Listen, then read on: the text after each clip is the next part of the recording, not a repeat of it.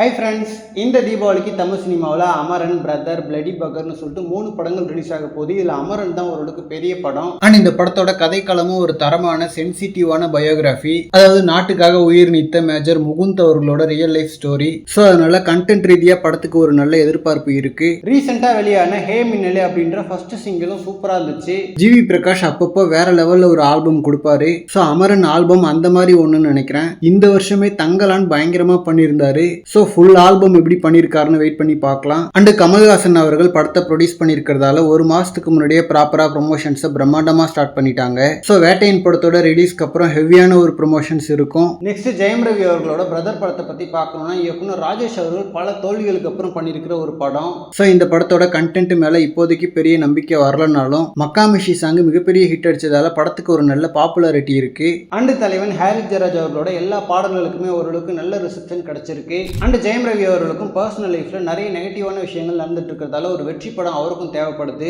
So Jayam Ravi அவர்களுமே காலேஜா போயிட்டு promotions பயங்கரமா பண்ணிட்டு இருக்காரு.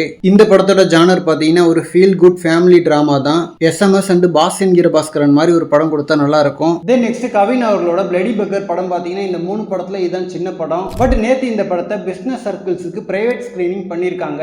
ஸோ இந்த ஸ்கிரீனிங்ல செம பாசிட்டிவ் ரிவ்யூஸ் வந்திருக்கு. அதாவது இந்த படத்தோட கண்டென்ட்டே செம யூனிக்கான கண்டென்ட்னு சொல்றாங்க. மக்கள் அதை அக்செப்ட் பண்ணா மிகப்பெரிய வெற்றி அடையுமா? பட் ஆனா இந்த மாதிரி பிரைவேட் ஸ்கிரீனிங்ல இருந்து வர்ற ரிவ்யூஸை முழுசா நம்ப கூடாது. அதுக்கு ஒரு சிறந்த எடுத்துக்காட்டு கவின் அவர்களோட ஸ்டார் படத்தையே சொல்லலாம். ஸோ இந்த 3 படத்துல நான் அதிகமா எக்ஸ்பெக்ட் பண்றது ஃபர்ஸ்ட் அமரன், 2வது பிளடி பகர், 3வது பிரதர். அண்ட் தியேட்டர்ஸுமே அமரன் படத்துக்கு தான் நிறைய ஸ்கிரீன்ஸ் கொடுக்க போறாங்க.